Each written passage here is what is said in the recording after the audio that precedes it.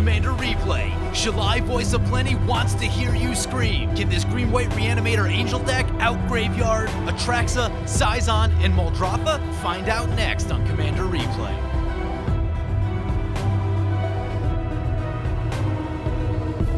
Welcome back, everyone. Playing some Shalai, Voice of Plenty, green-white Angel Reanimator. And oh, it's a one-land hand. It is super tempting to keep. We have 37 lands in this deck. If we catch a second, let's keep. We're gonna keep. We're keeping the one-lander. If we catch even a second land, we play Survival of the Fittest or the Silverglade Pathfinder, and then we can start discarding creatures for lands. Or we're not gonna draw a land, and this is gonna go terribly. And looks like we're facing off against Atraxa, Praetor's Voice, Seizan, Perverter of Truth, there's one you don't see much of, and Muldrotha, the Gravetide. Bojuka Bog for our opponent. I am glad we are getting that out of the way now, because Bojuka Bog is something that our deck does not want to see. There's the land! Alright, we got the land! Yes! Play the Windswept Heath, crack the Windswept Heath. This Worldly Tutor is mostly in here to go find Fauna Shaman, but since we already have Survival of the Fittest, we don't really need to do that. In this case, I'm just going to go for a tapped land. We'll get the Scatter Groves. Ooh, Deathrite Shaman for our opponent. Well, next turn they'll be able to exile that land out of our Ooh. Deathrite Shaman is bad since we want to be discarding all of our creatures. Huh. This may not go how I planned. I was not counting on Deathrite Shaman. Yeah, we need to find a way to kill that Deathrite Shaman. We have a few board wipes. Hopefully we'll find one soon. We can get this Deathrite Shaman out of here, and that would be all very good news. There's also a Muldrotha opponent. And the Deathrite Shaman would be very good against Muldrotha. So we draw in a Chroma. That'll be good discard fodder if we can get rid of this Deathrite Shaman. But in the meantime, we're going to play the Silverglade Pathfinder. Sylvan Library for the Atraxa, Praetor's Voice. In terms of value, they're off to a pretty good start with Library and Deathrite Shaman. Phyrexian Rager for the Seizan opponent. Golgari's Signet for the Muldrotha. And a Courser of Krufix coming down. Alright, we draw land. Land is good right here. So we'll play the Plains. Opponent showing a Mind Stone on top of their deck. We'll wait to the end step before we decide to... we could run Survival of the Fittest out there, but I think Survival of the Fittest might really pique the attention of the Deathrite Shaman. Yeah, I think at the end step, we'll use the discard ability on Silverglade. That way we can make sure that we're still hitting all of our lands. So we'll just stay put and pass the turn. Sylvan Library trigger for our opponent. Ooh, and they go down to 32. Wow, that is aggressive. Deathrite Shaman gonna exile the land from our graveyard. Yep, the exiling is starting. Muldrotha will have a lot of incentive to get rid of that Deathrite Shaman, so that's good news. Ooh, that's an Oracle of Moldiah. Oracle of Moldiah, great card. Actually, we might use our Worldly Tutor to find our Oracle of Moldiah. We'll do all of that at the end step, and that seems like a really good idea on our part. So, I don't play all that much green typically, and I rarely play green-white. I am very excited about all the green cards that I get to use. Things like Oracle of Moldiah, things like Survival of the Fittest, Worldly Tutor. These cards pretty crazy. Like, you really feel the big difference when you don't have access to them versus a deck that does have access to it, because it really levels out the consistency of your game plan, especially if you're trying to focus on a few key cards and instead of living off the top of your deck and seeing what you draw into randomly. It takes a little bit of the variance out of the game, which is great from a more competitive standpoint, but it can reduce the fun a little bit if your deck plays out the same way every single time. That's a Solemn Simulacrum coming down for our opponent, gets another swamp. Something like a Seizan basically goes after the same creatures every single time. I imagine that it must get somewhat boring to play that deck, because you are doing almost the same thing every single time, at least in my opinion. As someone who hasn't really played Seizan, but I have faced it a lot. Now showing a Shieldred on top of their deck. We'll need to watch out for that, although we do have a Sigarda in our deck. Sigarda hoses Shieldred real good. Back when I first started playing, Shieldred was my first deck, and I ran into plenty of people that were playing Sigarda, and it became a real bad time for my Shieldred deck. Alright, so we're at the end step. We need to find something to discard. I think it's going to be a dark... So, unfortunately, my cat stepped on the keyboard and has elected to pass the turn back to our turn, which means that we won't be able to do all those wonderful things at the end step like I was hoping. What do we do now? I mean, I guess we just do the same thing and wait till the end step. If we grab Oracle of Moldiah, then we can sort of make up the land that we're going to miss this turn. Ooh, Gaia's Cradle on top of their deck. The Gitrog monster coming into play for the Atraxa opponent. That's interesting. Gitrog is not one that I would have pictured to be in an Atraxa deck. Maybe opponent has some other plan going on. And they have a Gaia's Cradle in play. They are very far ahead. So, opponent's going to play a crop rotation. Here we go. Noble Hierarch for our opponent. They lay down a bunch of lands off of the Oracle, the Gitrog, and the crop rotation. And they are just cycling through their deck like crazy. Gonna equip up the Lightning Greaves on the Gitrog monster. See where they point it.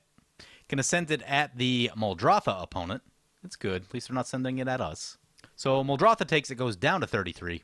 And I hope Seizan is a board wipe. We are in big need of a board wipe right now. There's a Living Death. That'll work. Ooh! Ah, crap. The Deathrite Shaman will be able to exile a creature that we throw into the graveyard in response. We need to use the ability anyway because we need to get some land. So we're going to throw in the Atraxa Valkyrie. It's probably going to get exiled. If opponent misses the play, then we get really lucky, but I doubt that that's going to be the case. I'm going to get a plane.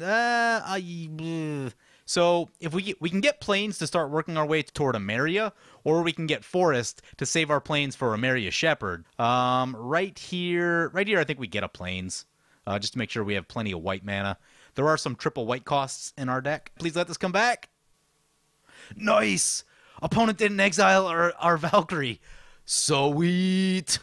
Alright, so that worked out really well for us. We've recovered a little bit of the pace that we lost, and more importantly, our opponents lost quite a bit of pace.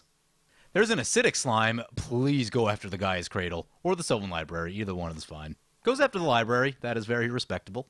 I can get down with that. And at the end step, we're going to fire off this Worldly Tutor to get our Oracle of Moldiah. We draw the Oracle of Moldiah. Play the Oracle of Moldiah. Nice, we got a plains on top. Play the plains. Got a high market. Play the high market. Sweet. So making up some of our land drops right there. Seems pretty good. Where's Atraxa at? Atraxa, they have 5 cards in hand. 1, 2, 3, 4, 5, 6. They have 6 lands out turn 5, so they are accelerated a little bit. It looks like they got hit pretty hard with that board wipe, so I feel pretty good about that. I think we are going to swing into the Atraxa opponent since they were ahead, and they were drawing cards pretty aggressively and doing a lot of different things. I think it's worth chipping them down just a little bit more. I don't want to focus them super hard right now, but I think at least taking this one shot will be a good idea. Then we're just going to pass and leave up mana on the high market. That's an Archangel of Thune coming down for our opponent, and that's going to get some boots on it. Seems pretty good.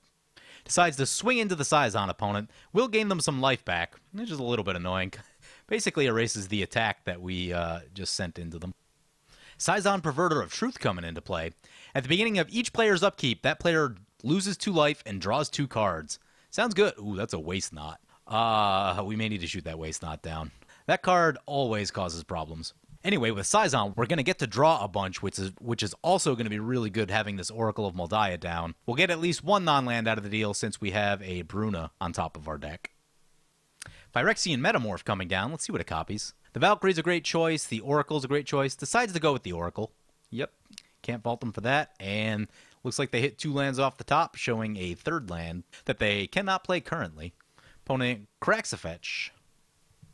Mana Crypt for the Muldrotha opponent. So they're starting to get ramped up a bit too. They just played 2 lands and dropped down a Mana Crypt, cracked the Scalding Tarn. So everyone's getting ramped up pretty good in this game. It's on turn 6 and 3, 4, 5. We are at exactly 6, so we caught up to our pace with the Oracle play, and hopefully we'll be able to start actually getting ahead. 2, 3, 4, 5, 6. Atraxa's at 6 lands. Seizan's at 7 lands. Oh, opponent's got a Seal of Primordium on top of their deck. That'll be bad news for our Survival of the Fittest, so we'll want to be a little bit careful with that. We're probably still going to run our Survival down this turn anyway. Mirage Mirror for our opponent. And a Caustic Caterpillar. Well, that's going to stop our Survival of the Fittest play. It's a little bit annoying. Although, opponent doesn't have mana to activate it this turn, based on the colors that they have left. So maybe we still do play it. Even survivaling for 1 card in this deck is going to be a really big deal. So Seizan's going to trigger for us. We're going to draw some extra cards and lose some life. We do not catch the forest that I was hoping for. We do draw a Mistveil Plains. We could use the survival, and that could shuffle us into a forest. We're probably not going to be able to protect our survival super well. Even getting rid of 1 or 2 cards right here I think is going to be worth it. Use survival. We're going to discard the... There is a black opponent, so Sigarda could be a thing. Atraxa has a really big graveyard, so getting some graveyard hate on them wouldn't be the worst idea. Muldrotha also has Muldrotha is a graveyard deck, so the Angel of Finality is not the worst thing I've ever seen. I think we go with the Sigarda right here. Ooh, opponent gets a trigger off the Waste Knot. We get to search for a creature and put it into our hand. It's going to be Karmic Guide. We have not a land on top of our deck, which is super unfortunate. Play the Mistveil Plains. Go to combat. I think we swing into the Seizan right here. They have the most life of our opponents. So Atraxa is going to get to draw some extra cards, which makes me a little bit nervous. Atraxa seems to have some pretty powerful stuff in their deck. Giving them more cards does not seem like the best idea. Shalai, Voice of Plenty coming down. Hey, that's our commander. We need to actually cast our commander at some point, but... And a Search for Azcanta coming down. Gonna put Boots on the Shalai.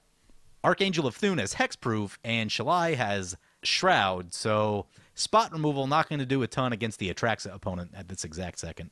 Opponent gains some life and puts a +1/+1 counter on each creature that they control. Back to Seizan's turn. They're going to get a draw trigger and lose some life. Blood Artist coming down for the Seizan opponent. Interesting. Opponent's going to Animate Dead our Sigarda. Not much we can do about it. Well, we could return to dust the Animate Dead if we wanted to. That is quite a bit of protection that Sigarda provides, though, with the you can't be forced to sacrifice. Mindstone for our opponent. Ashnod's Altar for our opponent. Seizan going to swing into the Atraxa opponent. Sounds good to me. Yeah, Atraxa's gaining life back at a pretty fast rate, so that's a little bit scary. That Search for Azcanta is also scary. We are probably going to have to use Return to Dust this turn. My guess would be Search for Azcanta and the Waste Knot. Those seem like the two most problematic things on board, but the Muldrotha opponent also has the Caustic Caterpillar and the Seal of Primordium, so they have some enchantment removal as well. Hopefully they use that on those things and not on our survival. Muldrotha coming down for our opponent. Opponent cracks a fetch. Opponent's going to put Boots on their Muldrotha. Sounds good. Mindstone for our opponent. Seal of Primordium for our opponent. Ooh, nice. Muldrotha sending their commander and Acidic Slime into the Atraxa opponent. Wow, Atraxa's down to 13.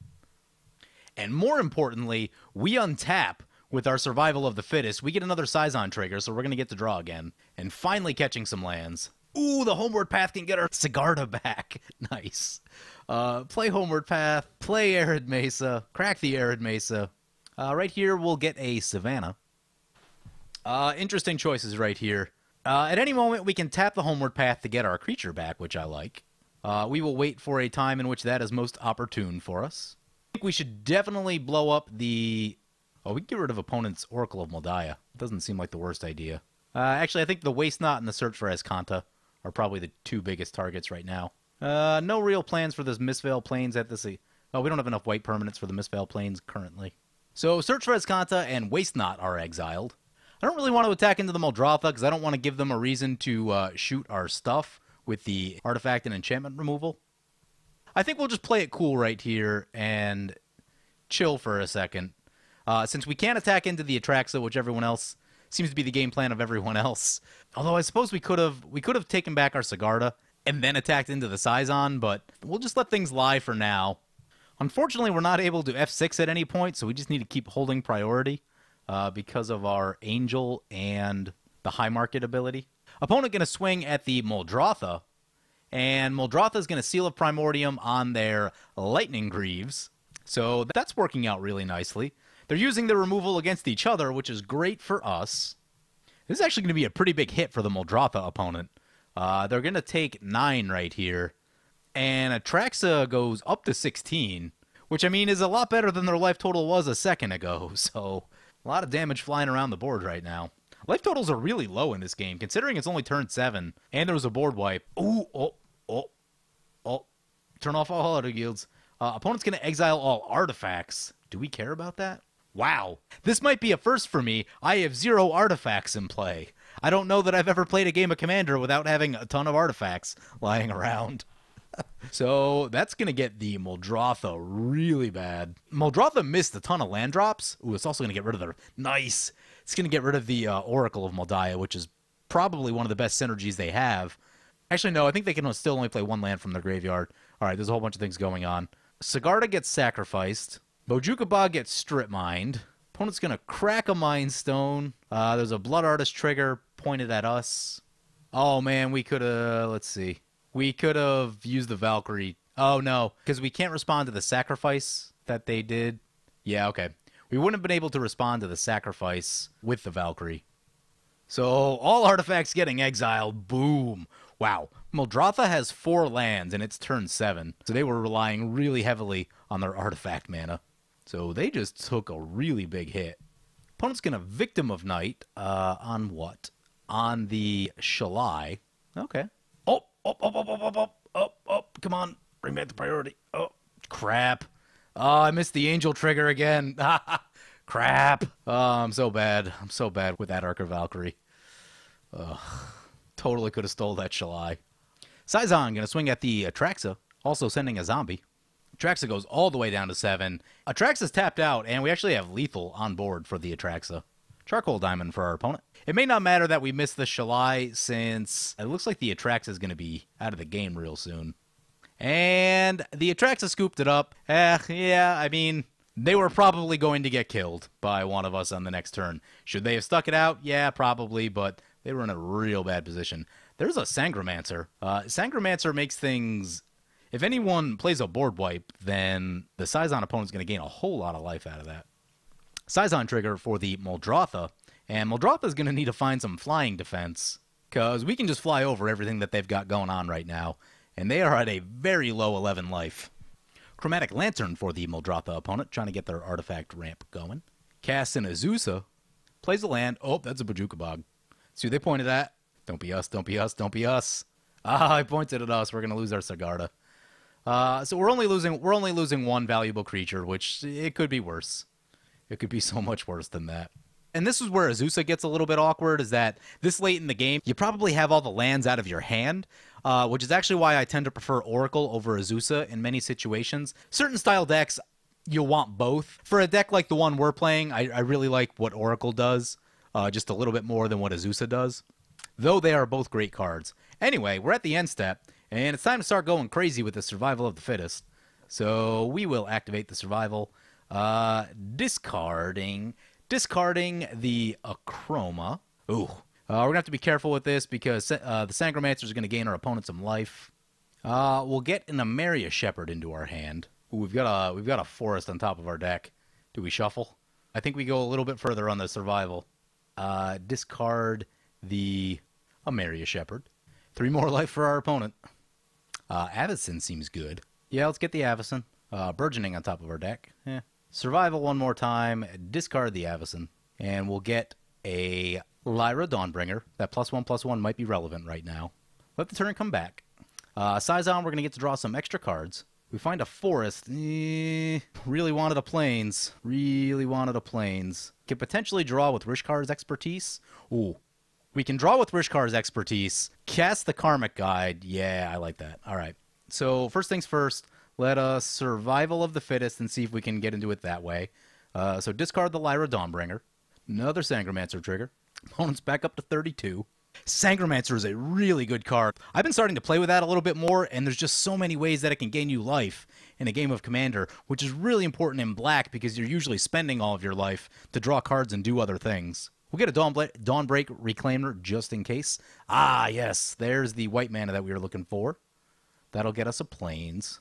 Oh, it comes in tapped. Oh, you've got to be kidding me. All right, so that being the case, now we Rishkar's Expertise. There's a Plains. We're going to cast the Karmic Guide, get back Ameria Shepherd, play a Plains. Ameria Shepherd's going to trigger. Since we won't have lethal, we'll get our Avacyn right here. Send that to the battlefield. That should give us some pretty good protection against the black opponent.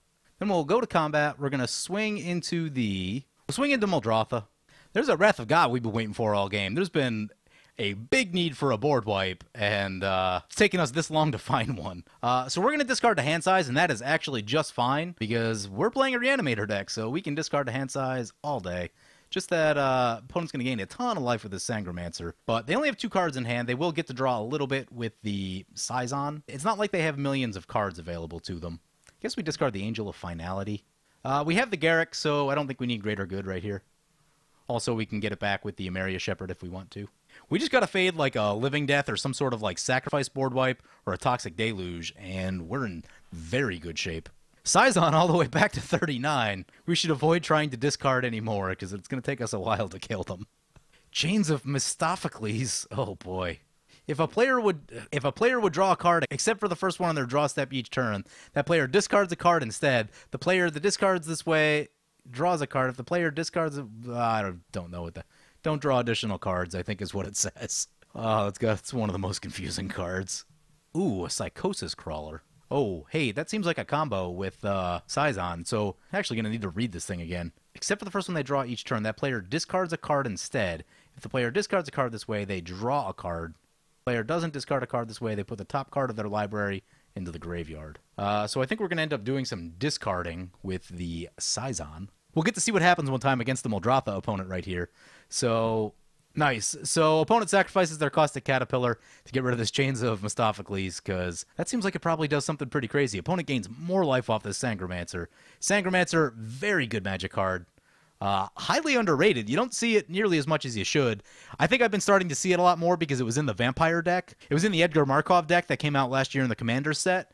So people have had a lot more exposure to it. But man, that thing's been highly underplayed for a very long time for what it does. Though now it is seeing more play because of the Edgar Markov deck. And it's not necessarily that it belongs in the Edgar Markov deck. It's fine in that deck. But in something like a mono black control deck where you know there's going to be a lot of board wipes, it is a great card. There's a Shieldred. We need to find a way to get our Sigarda. Oh no, that Sigarda get exiled? Where's the other Sigarda? Boo, Sigarda got exiled. Well, we're just going to have to sacrifice something to the Shieldred then. Well, we can throw the Karmic Guide into it. That seems fine. Probably actually wasn't going to pay the Echo cost anyway. Always forget that there is an Echo cost on Karmic Guide. That's just not how people usually use it. Bear Umbra on the Muldrotha. Muldrotha going to swing into the Seizan opponent and get to untap all of their lands. Seizan going to block with a zombie. Yep, seems good. Blood Artist trigger. Pointed at us. Untapping the lands is a pretty big deal for Muldrotha right there because they were a bit landlocked for a while. Actually, that Azusa just put in some work. They went from like 4 lands up to... How many lands are there? Like 8 lands now. Alright, so there is some merit to what Azusa can do. You draw a few extra cards, and Azusa will let you drop all those lands really quickly. Though I still like Oracle for many situations, but Azusa putting in some work right here, catching our opponent up on land count. They lay down a Lifecrafter's Bestiary, playing a Shriekmaw. Oh, where are they pointing the Shriekmaw at? Well, our stuff's indestructible. We can totally steal something with the Shriekmaw. I'm not going to mess it up this time. We're going to use the Angel Right.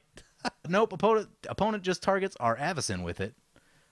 Since it cannot target the Psychosis Crawler or any of these black creatures, that's going to do a whole lot of nothing. Although, there is another Blood Artist trigger in there and a Sangromancer trigger in there, so things getting a little bit farther away from us for the Seizan opponent. So they go up to 46. Dreamborn Muse for our opponent. That player puts the top X cards of their library into the graveyard, where X is the number of cards in their hand. Okay, actually, that one doesn't wheel, it just mills. We are a Reanimator deck, so milling is no big deal. In fact, it'll probably even give us some more options of things to reanimate. Kiora, the Crashing Wave, coming down. Oh, it's going to fog the damage on our Avacyn. Well, that's disappointing. Back to our turn. Bunch of triggers going on the stack. We're going to mill a bunch. What do we get? We got Angelic Skirmisher, Platinum Angel, Baneslayer Angel, Ashnod's Altar. The 3 visits, I kind of wanted that. We are going to sacrifice our Karmic Guide. Another Sangromancer trigger, another Blood Artist trigger. Man, this Sangromancer, this thing's gained like 25 life. Seizan trigger. Ooh, there's a Cultivate. Do we have a way to draw that Cultivate? Oh, we have the Garrick. We could get it that way. Really want to get Plains for this Amaria Shepherd? No, we are not going to pay for the Karmic Guide since it's no longer in play. Ooh, nice, we draw the Cultivate. There's a Myriad Landscape. Do we play the Myriad Landscape? It comes in tapped, which seems not great. No, we play the Cultivate and get 2 Plains. Alright, our opponents are tapped out, so that's good. Do we need green mana? 1, 2, 3, 4. We have 4 green mana. I don't know that we need a ton of green mana. Homeward Path. We don't need to use our Homeward Path this turn. So play the Cultivate. Get our last 2 basic Plains. Ooh, this may change our plans, actually. We need to make sure that there's a Temple Guard in our deck, so we can use our fetch to get that. So get these 2 Plains. Put 1 Plains into play. Use the Amaria Shepherd. Get the Karmic Guide. Send it to the battlefield. Have the Karmic Guide. Get the Acroma. Oh, Croson Verge enters tapped. Boo. Play a Plains. Amaria Shepherd back the Lyra Dawnbringer. Send it to the battlefield. Pumps up our angels a bit. Maybe I think we'll just hang off on the grasslands for now. Oh, nice. We still have a land play left. Yeah, I guess we just play the Krosan Verge then. We can return something to our hand. Yeah, we'll return the Ashnod's Altar to our hand since it's nice and cheap. Then we need to lay down this board wipe, because opponents have been gaining way too much life with that Sangromancer. So get rid of all the creatures. That's a lot of Blood Artist triggers and a lot of Sangromancer triggers. We fortunately have Avacyn down. Oh, nice. Both of our opponents scoop it up right there. Shalai, Green-White, Angel, Reanimator. Getting there in its very first game. Even though we had a little mistake with accidentally passing a turn early on there, we were able to hang tough. This deck is pretty cool. This deck is pretty cool. It needs to be tuned up just a bit more. So I've been playing Aurelia, Red-White Reanimator Angel, and the tools that you get in green, things like Survival of the Fittest and Fauna Shaman, the amount of consistency that they bring to your deck is ridiculous because you can rely on having the one or two creatures that you want all the time. In our case, probably something with a Karmic Guide and discarding something big like an Acroma or an Emeria Shepherd and cheating all of those back into play. Oh, yeah. So originally, I wasn't sure what I wanted to do with Shalai. Its abilities don't immediately scream Angel Tribal. It is a good Angel Tribal commander, as we just saw. It can definitely do some things, but it doesn't require you to necessarily play Angels. It could also support a token deck and probably some number of other things as well. But I got to talking to someone in the comments the other day, and we started talking about potential builds of Shalai, and I realized that I can more or less port my Red-White Reanimator Angel deck into a Green-White Reanimator with things like Fauna Shaman and Survival of the Fittest. Also, our super high-tech Silverglade Pathfinder and Green Seeker, and also things like Greater Good, which help us draw and discard. We could use all of those type of things instead of the wheel effects that we use in red to discard the big creatures and then find the reanimation spells to get them out of the graveyard. Unfortunately, we didn't actually see Shalai at all that game, just because of the way the game played out in that one turn where we accidentally passed. Man, the colors that she brings, having access to green and white, is really, really solid. Could you run this as a Sigarda deck? Yes, absolutely you could. By the fact that we didn't actually cast Shalai, Shalai is not essential to our game plan, but she does provide a lot of protection for our creatures should she come into play. Which is really good when you're playing big, expensive creatures that you don't want removed. But yes, if you wanted to run this deck as a Sigarda deck, you could do that as well. But all in all, I think it's a cool little build. I'm pretty happy with the way this came out. Probably need to play it a few more times and tune it up just a little bit, see what things are working, see what things aren't working, smooth out the mana curve maybe a little bit more. But yeah, it's a pretty sweet deck. Anyway, hope you guys enjoyed the video. As always, feel free to comment, like, or subscribe. Thank you for watching.